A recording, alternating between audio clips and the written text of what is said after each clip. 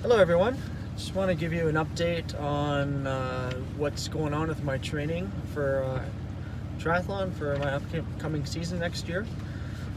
What I've decided to do, and I haven't done before, my other races or training, which was 2008 to 2014, I am going to do some different things that I haven't done, and for instance, like today I went to the physiotherapist and I just wanted to get like a risk assessment done if it's gonna hopefully tell me, or she's gonna tell me what my injuries could be if the way my body composition is right now, how tight my muscles are, what the risk of injury and pre or other injuries that I had in the past. How are they gonna play into my training that now that I'm a bit older since I've been in the game last? It's been about 5 years now, and I've noticed a few things that have started to pop up. I used to have IT band problems before, and all I had to do in the past was I just changed my running shoes, and that was pretty much it. Now I've started running again, and I'm up to usually do around 10 to 14 kilometer runs right now, and I've noticed that the outsides of my knees and shins are starting to hurt, almost like how the IT band issues before. And maybe on a scale of 1 to 10, it was 1 out of 10 right now, and before it stopped me from running altogether. So I didn't want that to become an issue, so I thought, just to get a professional's point of view on how my body is going to react to all this training now that I'm a bit older and my muscles are a bit more stiff. So the results of today, basically my left side is not really good, left side of my body, all the way from my neck to my feet. It's a lot. My left leg is shorter by almost an inch than my right side, and I know that's fairly common, but the whole muscle bands from the range from my ankles all the way up to my neck, super tight, and that's causing like cramping in my left lat. I'm not sure why. I get cramps every now and then where it just locks up, my whole left side locks up.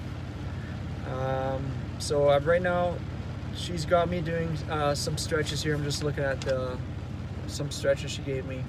It's like about 5 different stretches, and looks like they're all IT band related, and lower back and front hip. So I'm going to be working on those for the next 2 weeks. I have a follow-up appointment in middle or beginning of October, so we're going to see how this stretching has changed any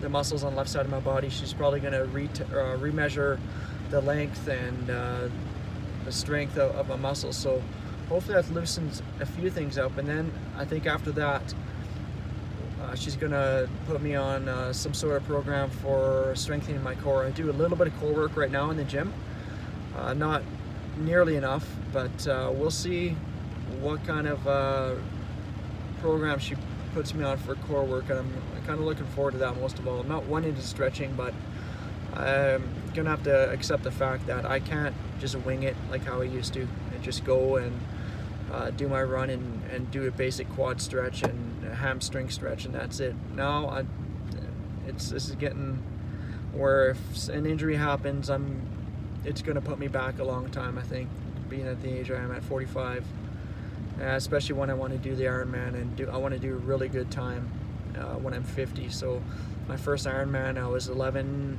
hours and 39 minutes, and my fourth Ironman, which was my last, I think I was 12 hours and 35 minutes. So it's progressively getting slower back when I did them, and my goal right now is to do, when I'm 50, to do an Ironman, specifically Ironman Canada and Penticton, to do that in under 12 hours.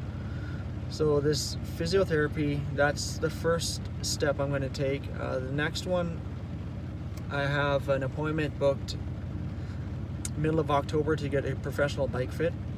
So that's going to optimize my power and get me fit for the bike that I'm going to be riding. And that they actually have a package, the place I'm going to. You do a quarterly meeting with them. So you get your bike fit done, that's totally separate, and then in quarterly increments you go in and you get your VO2 max done, you get your hemoglobin blood test done, and then a body composition, which is basically like your lean tissue that your body's made up plus the amount of fat, and it's going to give you how much of your weight is fat, how much is lean tissue. So I'll get those done. I'll get that started in December, and then one in the spring, late summer, fall, and then in my next season I'll get another base reading. So this one in December, I'm not expecting fantastic results. I'm just getting back into it. I'm still doing general fitness. I haven't done any, or I haven't started an actual triathlon program yet. I'll do that in December. So that'll give me a base rate for the VO2 max, and then I'll be really curious to see what it's going to be like when I do that test again in early spring. So those are the things that I'm going to be doing that I haven't done before. I'm finally at a job where I can afford a little bit extra.